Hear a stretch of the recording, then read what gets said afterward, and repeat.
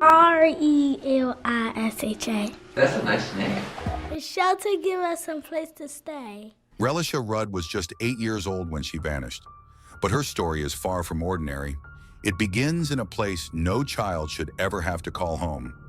The DC General Homeless Shelter, a grim building sitting next to a morgue and a methadone clinic.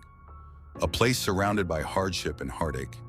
Imagine an adorable little girl who should be safe, who should have a bed, a school to attend, and laughter ringing through the halls. But instead, her life was marked by constant instability and fear. Relisha's reality was anything but bright. The shelter where she lived with her mother and 3 younger brothers was more than just a temporary stop. It was a world filled with struggle and invisible dangers. Shamika Young, Relisha's mother, often described her daughter as a ray of sunshine in the darkest of places. She could light up a room, Shamika would say, speaking of a child who was loving, kind-hearted, and full of spirit despite everything stacked against her. But even with that light inside her, Relisha's life was shadowed by neglect, fear, and secrets. Secrets that would soon unravel into one of Washington, D.C.'s most haunting mysteries. D.C. General was no ordinary homeless shelter. It was a towering, impersonal structure, a maze of cramped rooms and echoing hallways where thousands of families cycled through in search of safety. But safety was often elusive. The shelter sat right next to a morgue, a daily reminder of death, and a methadone clinic, a symbol of addiction and pain.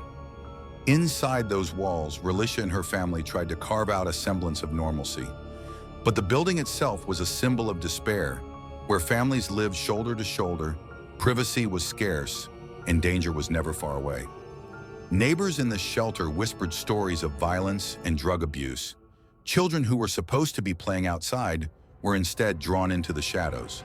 It was a place that many called the Trap House, a nickname that reflected the desperate cycle of poverty and crime that gripped the community. Relisha, like so many children growing up there, learned to navigate this harsh world with a mix of innocence and resilience. At school, she was bright and creative, often drawing pictures that said, "I love my mom." But even there, the signs of neglect showed. Sometimes she arrived at school unwashed, wearing clothes that had clearly seen better days. Teachers noticed, social workers intervened. Protective services had already looked into the family when Relisha was just a toddler. But the cracks in the system were wide, and despite these warnings, nothing was done to protect her in time. Relisha's school life and the hidden fears. Relisha's school was supposed to be a sanctuary, a place to learn, to play, to grow. But even here, she struggled. To avoid going back to the shelter, she told teachers she was sick. She begged to stay late or to stay with relatives. She made up illnesses to stay away from the only home she knew. One of the school's aftercare programs became her lifeline. Run by volunteers who loved having her there, it was one of the few places where Relisha felt safe, even for a short time. Program director Jamila Larson remembers her fondly. She was a joy to be around. Always smiling, always curious. We loved having her. But then one day, Relisha stopped showing up. For 2, maybe 3 weeks, no one knew where she was or who she was with. School officials were left with unanswered questions and rising concern. Calls were made excusing her absence, claiming she was ill and under the care of a Dr. Tatum. A meeting was arranged to discuss Relisha's absences and her health. But when school officials went to meet Dr. Tatum at the shelter, no one showed up. It was then they discovered a terrifying truth. Dr. Tatum didn't exist. The only Tatum at the shelter was Khalil Tatum, the janitor, a man with a history as dark as the shelter's hallways. Arrested multiple times for burglary and other crimes, a man who had spent years in prison. Yet somehow he was trusted by the shelter residents. The family even called him Relisha's godfather. He bought her gifts, took her to the movies, to the mall, even to sleepovers. Shamika Young, Relisha's mother, says she felt comfortable around Khalil Tatum. All the kids liked him, she told police. All the adults liked him. But as Relisha disappeared, the trust began to unravel. Police found chilling surveillance footage from a local Holiday Inn around the time Relisha first stopped going to school. In it, Khalil Tatum is seen walking down a hotel hallway with Relisha close behind him. They disappear into a hotel room. No footage shows her leaving. That video would become one of the most haunting pieces of evidence in the case. What happened behind that door? Did someone see Relisha leave? Was she taken? Days later, police discovered another disturbing fact.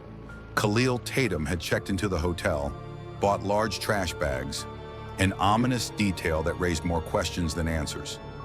As the investigation deepened, more secrets surfaced. Shamika accused her own mother, Relisha's grandmother, of deceiving school officials with fake doctor's notes, blaming Shamika for allowing Relisha to spend so much time with Khalil Tatum. The family feud grew bitter, and police struggled to separate fact from finger-pointing. All the while, Relisha's fate remained a mystery. Shockingly, just one day after police began searching for Relisha and Khalil Tatum, another tragedy struck. Khalil's wife, Andrea Tatum, was found dead in a Maryland hotel room, shot in the head. Surveillance footage showed the couple entering the hotel the night before. Khalil Tatum became a suspect in possible abduction and murder. 11 days later, Khalil was found dead, a single gunshot wound to the head, in a shed in a DC park. Police ruled it a suicide. The gun used to kill Andrea was the same one that ended Khalil's life. With Khalil dead and Andrea murdered, answers vanished along with them. Investigators conducted exhaustive searches but found no trace of Relisha. There was speculation that Khalil took secrets about Relisha's fate to the grave. Adding to the fear, authorities linked another missing girl from the same shelter, a 14-year-old trafficked to Los Angeles, raising chilling questions about child trafficking rings targeting vulnerable children. Within days of Relisha's last known sighting, the search was underway, but the clock was ticking against investigators. Relisha had last been seen on surveillance footage walking into a hotel room with Khalil Tatum, a janitor at the homeless shelter where her family lived. What seemed like a trusted figure soon became the focal point of a criminal investigation. Despite the urgency, law enforcement faced an uphill battle. Reports revealed that Relisha had not been officially reported missing for weeks. The delay was a critical error that would haunt the investigation. When a child disappears, the first 24 to 72 hours are often the most crucial for recovery. But in Relisha's case, these precious hours slipped away in silence. The media spotlight focused on the unanswered questions. How did a child disappear from a crowded homeless shelter? Why was she not reported missing sooner? And what was the true role of Khalil Tatum? Families and advocates demanded accountability. Protests and vigils were held, keeping Relisha's case in the national conversation. Yet amid the outcry, answers remained elusive. Investigators chased every lead. One theory considered that Relisha may have run away, but this was quickly dismissed given her age and circumstances. Another darker possibility loomed, that she had been abducted and potentially trafficked. Washington, D.C. had a documented problem with child trafficking, particularly among vulnerable populations. The recent case of a 14-year-old girl from the same shelter found trafficked in Los Angeles fueled fears.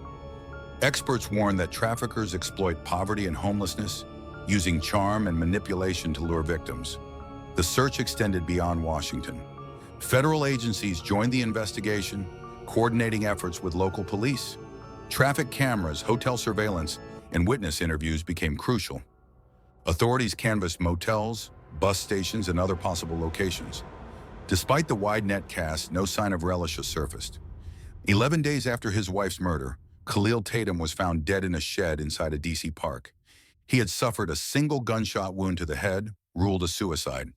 The gun used to kill himself was identified as the same weapon used in his wife's murder. His death closed a chapter, but left countless questions unanswered. What secrets had Khalil taken to his grave? Did he know what happened to Relisha? With the primary suspect dead and no new leads, the investigation stalled. Relisha's family continued to endure unimaginable pain. Community members grappled with the unsettling possibility that the child might never be found. The authorities vowed to keep searching, but the trail had gone cold. As the news spread about Khalil Tatum's death, and with Andrea Tatum's murder still unsolved, the Washington, D.C. community was left shaken and searching for answers. The man who might have held the truth was now gone, taking his secrets with him. The hope of finding Relisha alive grew dimmer by the day. Detectives scoured the homeless shelter and surrounding neighborhoods.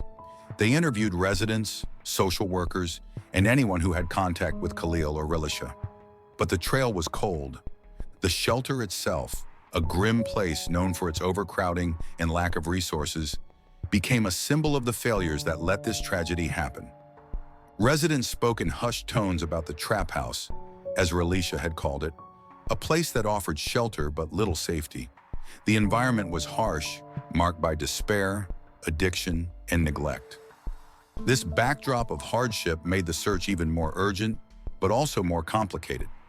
Many people were transient, moving in and out of the shelter, and some feared speaking out. Trust in authorities was fragile. Investigations revealed troubling gaps in the oversight of the shelter. Despite its role housing families with children, the facility struggled with understaffing, poor communication, and inadequate safety protocols. Khalil Tatum's presence there, with his criminal record and deceptive behavior, raised questions about how thoroughly staff vetting was conducted. How had he been allowed to develop a relationship with children like Relisha?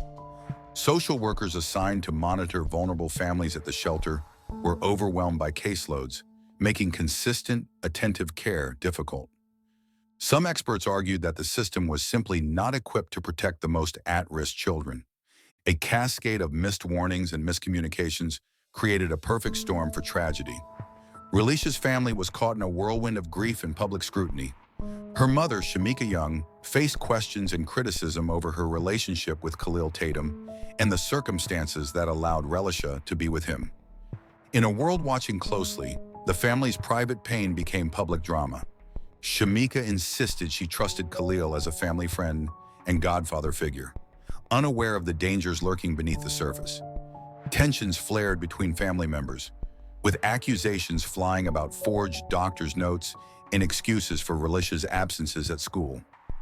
The family's fractured dynamics played out in the media, complicating the search and investigation. Relisha's disappearance became a national story, dominating headlines and evening news broadcasts. Vigils were held, candles lit, and posters plastered around the city calling for her safe return. Activists and child advocates used the case to highlight broader issues: homelessness, poverty, and the vulnerabilities of children in unstable environments. Pressure mounted on law enforcement to solve the case quickly. Yet despite the spotlight, leads remained sparse and elusive. As days turned into weeks, investigators faced chilling possibilities. Was Relisha a victim of child trafficking? Reports surfaced about the rampant trafficking networks operating in major cities, exploiting homeless and vulnerable children. A 14-year-old girl from the same shelter had recently been found trafficked in Los Angeles, a case hauntingly similar to Relisha's. Experts warned that traffickers often work within the shadows of poverty and neglect, preying on children desperate for safety and affection. Some feared Relisha had been sold into this dangerous world. Others speculated that she might still be alive, hidden or forced into silence. The unknown hung heavy in the air. Despite the despair, hope endured. Families, advocates, and investigators refused to give up. The FBI joined the search, offering a reward for information leading to Relisha's safe return. New leads were followed, tip lines monitored, and outreach to trafficking prevention organizations increased. Community groups organized awareness campaigns, educating the public on signs of trafficking and encouraging vigilance. Each day, the question lingered: where is Relisha Rudd? The case remains a haunting reminder of how fragile safety can be for children living in the shadows. Relisha's story echoes the struggles of countless children caught between neglect, poverty, and danger. Her disappearance challenges society to confront uncomfortable truths about the systems meant to protect its most vulnerable. It calls for reflection, reform, and relentless pursuit of justice.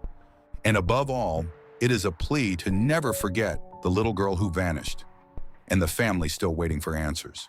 Was she a victim of trafficking? Or is there more to this story than anyone knows? Drop your thoughts in the comments. Do you think the system failed her? Or was it something even darker? Make sure to subscribe for more true crime breakdowns like this.